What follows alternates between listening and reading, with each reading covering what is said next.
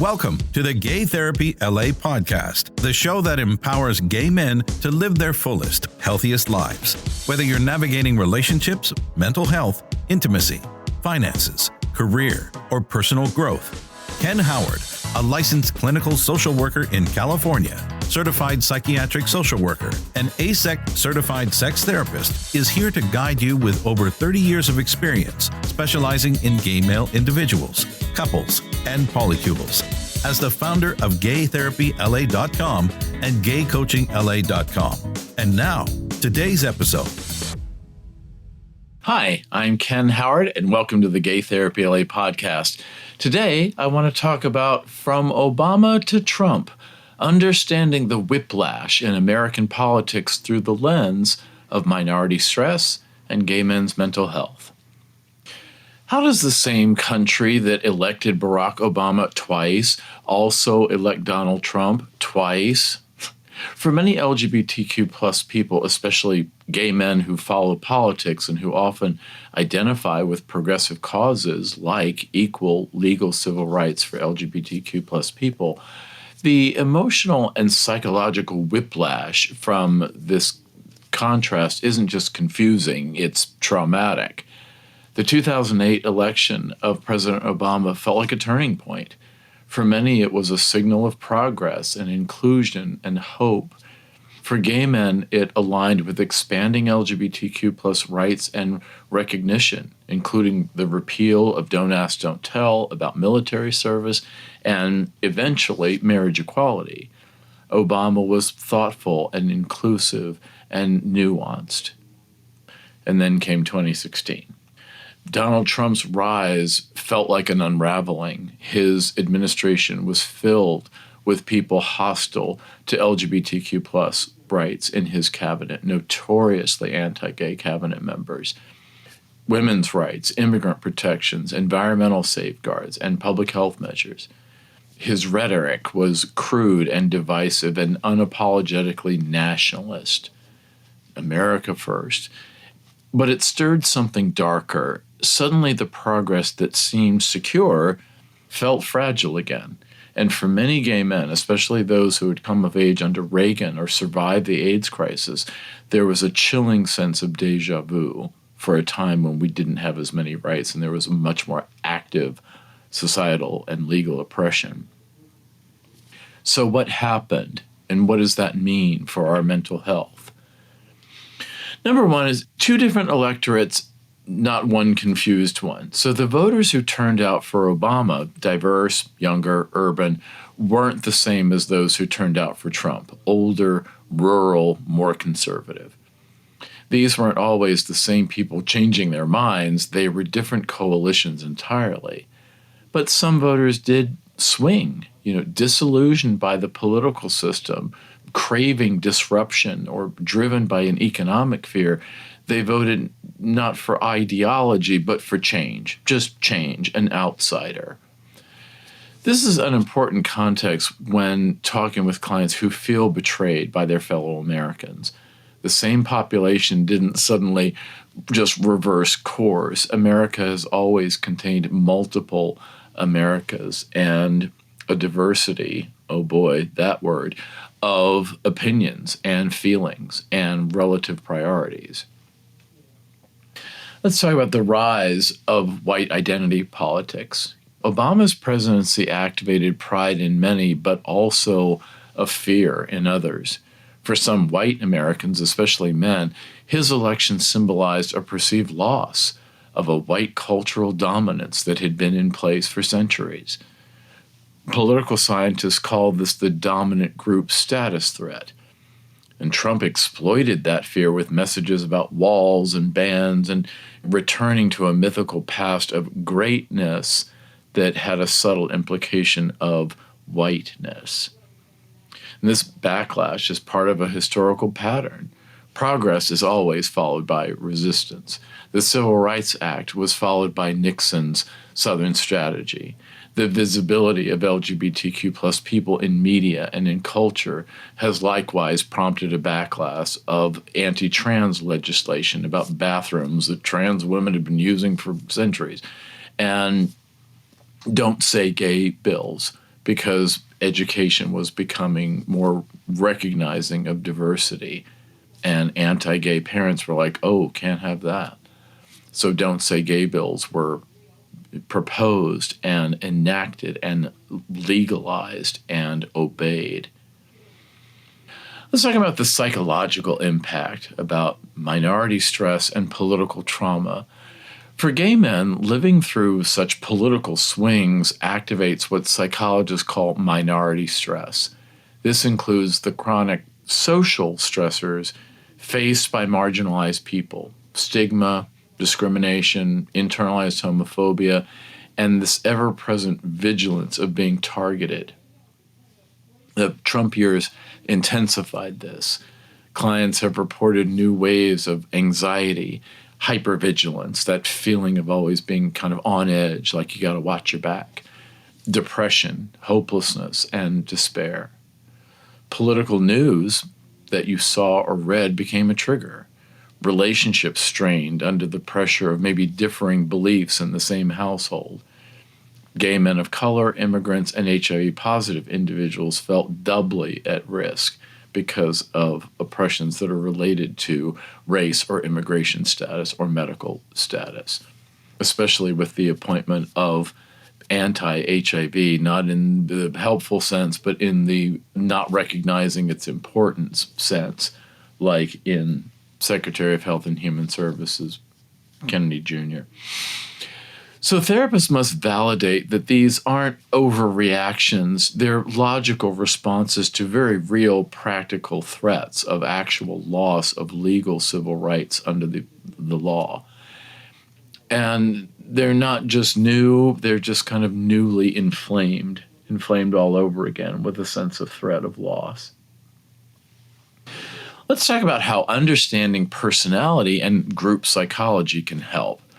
As a therapist, I find that healing from political trauma is understanding it through frameworks like group psychology, groupthink, attachment theory, and even personality theory. I recently had content about the ocean model of personality structure. Trump's appeal wasn't just political, it was psychological. He offered simple answers and strongman authority and jingoistic national pride and a vehicle for people's resentments to be expressed, whether it's resentment against LGBT rights when they don't support that, they find it sinful and horrible, or resentment against people of color having equal rights that they don't think they should have, or resentment about immigrants doing things that they don't want them to do, like exist. So people voted from emotional needs or just emotional attractions. The need to feel safe, the need to feel powerful and superior and included. For some, that meant a liberal black professor. For others, it meant a domineering white businessman. People defined what was safe and powerful and included in different ways. Let's talk about some coping strategies for gay men living in a divided America. So, living in a politically polarized society like we have in America now takes a toll on the nervous system, on romantic and domestic relationships, on family relationships, on work relationships, and even on your self-esteem.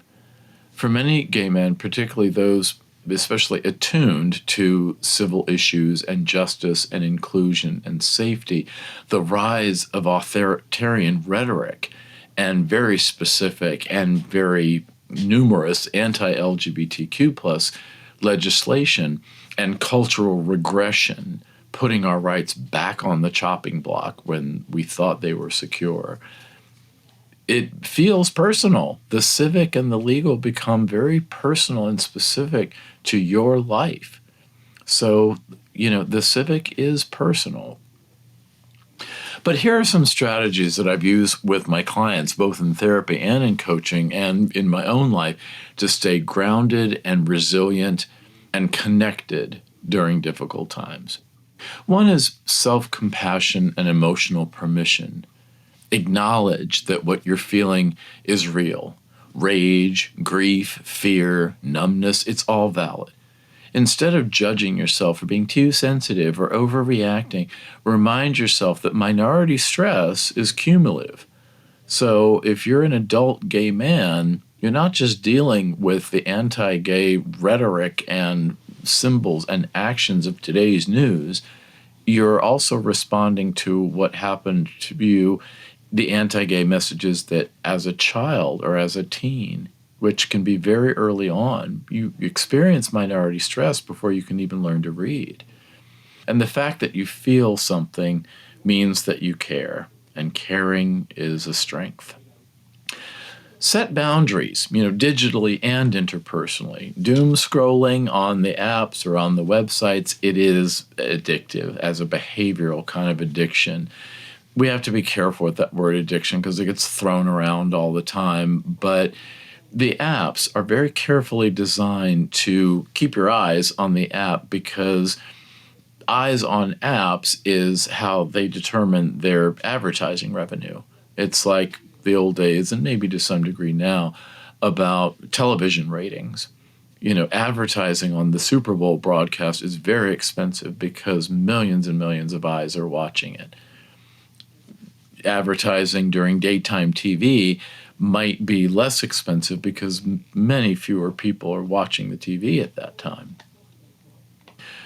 Arguing on Facebook or on Instagram rarely changes minds. We're tempted to do it. I do it, probably too much.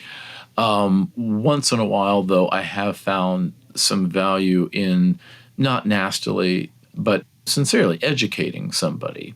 Gay issues, trans issues, whatever it is. And somebody is still being challenged if you educate them or challenge them, but sometimes they feel like they're learning something they didn't know before. They might not appreciate it, that might not be the word, but at least they take it in, and at least they're exposed to this thing. Men can't get pregnant or whatever. It's like, well, actually you can if you're a trans man. You live your life as a man, and if you still have the plumbing, you might be pregnant and have a baby if you're a trans man. So you have to learn to curate your social media feeds and your news intake. You have to follow the things that you find useful and informative and maybe even inspirational or funny or entertaining. And you have to be very careful to mute or unfollow or block sources or people or profiles that dysregulate your mood. You don't owe anyone mental peace, especially not bigoted relatives or exes on Instagram. So anchor in the present moment. Grounding techniques like deep breathing, progressive muscle relaxation, or a daily mindfulness meditation practice can all counteract the spiraling. Even noticing what your body feels sitting in a chair can pull you out of anxiety loops. Try saying, in this moment, I am safe. In this breath, I have power. Create micro-communities, whether it's a private group chat with like-minded friends or a gay men's book club or a spiritual circle. Connection reduces despair. Often, clients report that finding their emotional squad helped them to feel less isolated. When you come out, maybe as a very young person, as a teen, maybe you join a gay-straight alliance and you learn that you're not alone in being a gay kid. Even a weekly Zoom with your chosen family can help re-regulate your emotions from all the stress and bombardment of these horrible news items. And remember that the news items are designed that way. That old saying about newspapers, if it bleeds, it leads, as the front page story. It's still that way because journalists have a job to do, not only to inform, but also to capture your attention, because that's how they get their advertising revenue. So the headlines are designed to piss you off. The headlines are designed to make you feel something, because when you feel something, you're attracted to it. You look at it. You become valuable as a consumer for their advertising. That's how they make their money. So you can make meaning through action. Volunteer for an organization or a club or a committee that you find valuable. Maybe mentor a young queer person. Tell them about your experience and why the civil rights for LGBT people have evolved over time. Support a friend who's running for office or some candidate who's running for office that you really believe in their values. Send anything, $10, to an LGBTQ nonprofit, the Trevor Project, or Gay, Lesbian, Straight Educational Network, GLSEN. I always say action is the antidote to anxiety, the AAAs. Action is antidotal to anxiety, and it reorients the psyche toward self-agency and movement and activity. And that sense of impact is therapeutic in and of itself. Looky what I did. I can do something about this. See, I have something to point to that I did. I wrote a letter to my congressperson, or I showed up at a protest and carried a sign. So embrace queer joy as resistance. Amid all this political firestorm, don't forget to laugh and dance and make jokes and flirt and hook up and dress up and make art or binge watch fun TV.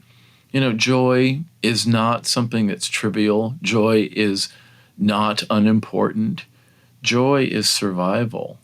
Choosing beauty and intimacy in dark times is defiance in its most humane form. And of course, therapy and coaching with a specialist, working with a gay men specialist, hello, if you know any, especially someone who understands both the micro and the macro traumas that we carry, can be life-altering. Therapy helps you unpack grief or manage anxiety or reframe helplessness and cultivate self-empowerment and develop sustainable coping strategies for stressors now and in the future, because there will be future stressors. Even if your least favorite political figure disappears, there's still going to be other challenges, and you have to learn how to cultivate sustainable coping strategies. Coaching can help recenter your goals in life, either personally or professionally, and create a roadmap for thriving even during cultural regression. Some of the practical tools that I use in sessions include cognitive restructuring for reframing negative beliefs. Instead of just saying, we're going backwards, becomes, okay, this is a cycle. I've survived other cycles. Let's advocate for the upend or the positive side of the current cycle. Behavioral activation to combat analysis paralysis and avoidance. Values clarification to help you take action aligned with who you are, not just what you fear. Or narrative therapy to reframe your story. You're not a passive victim of current events or the current times. You're a resilient, evolving protagonist. You're the lead character in your life story. So if you're feeling overwhelmed, you don't have to manage this alone. Support, asking for help is not a weakness. It's a strategy. It's prudent, and it's self-empowering. Let's talk for a second about the generational differences between younger versus older gay men. Younger gay men, and for those who came of age post-Obama, political turbulence may feel like an unexpected betrayal. What is this? Raised in what seems like a time of growing acceptance and expanding civil rights, younger gay men may be especially disillusioned by regressive politics, or anti-trans rhetoric, or rising mental health crises nationwide. Many of these clients express anxiety about their future. What happens now? What am I supposed to do with this? Or a sense of political helplessness. What can I do? I'm against this big machine politically. And a drive to find meaning through activism and identity work, forging and making your values malleable over time of what you really feel is the most important to you. Older gay men, such as those who lived through the height of the AIDS crisis or the Reagan-era indifference when gay men were just largely ignored and dismissed, somewhat oppressed, but mostly just ignored as being irrelevant and not worthy of attention. Decades of social invisibility They just weren't there. Gays weren't on TV all that much, or in magazines, or in movies, just invisible.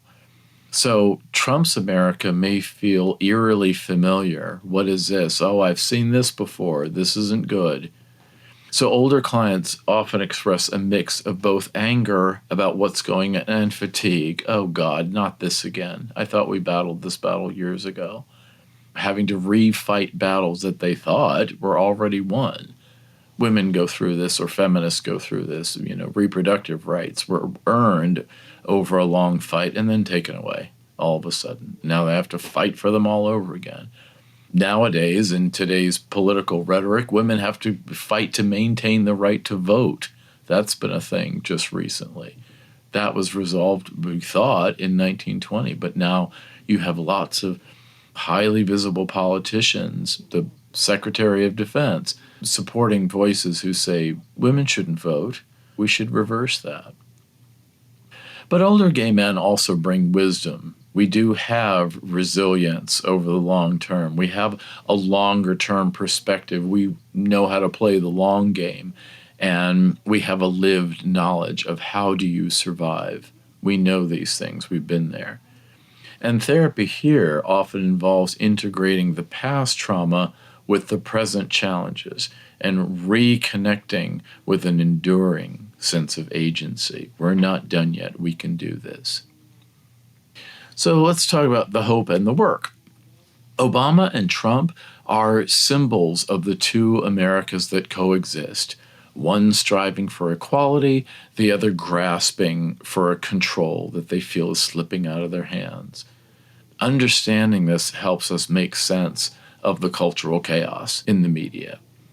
But more than that, it helps us to not internalize it. We're not broken because we're anxious. We're not weak because we're tired and fatigued. Living through these years is emotionally laborious, and gay men, especially who've been fighting for their rights for decades, have every right to feel exhausted. But we're also resilient. We've survived AIDS and conversion or reparative therapy or bullying or bans about this or that and betrayal. We've built families of choice. We've built political and social movements. We've created countless expressions of meaningful art expressions, Broadway musicals, and we continue to, and we will continue to. So if you're struggling with the psychological toll of divided politics, especially in the United States, but other places too, therapy or coaching can help you process and cope and reconnect with your inner strength that's all yours. Whether it's unpacking your fears about what might happen or healing a sense of betrayal from a community you thought had your back, or just finding your emotional footing again, you're not alone. Reach out and let's talk. You can email me, ken@gaytherapyla.com. You can visit gaytherapyla.com/blog for my library of blog articles. You might benefit from other podcast episodes. And while I think of it, if you like the show, if you've gotten value, please like on social media or give a review or tell a friend or share. Sharing your content helps me to help more people, especially like this, in a free podcast show, especially for people who wouldn't be able to afford to do therapy and coaching, because I know that that's a expensive endeavor, and I know that not everybody is in a position to do that. Not everybody's in a position to do lots of different things.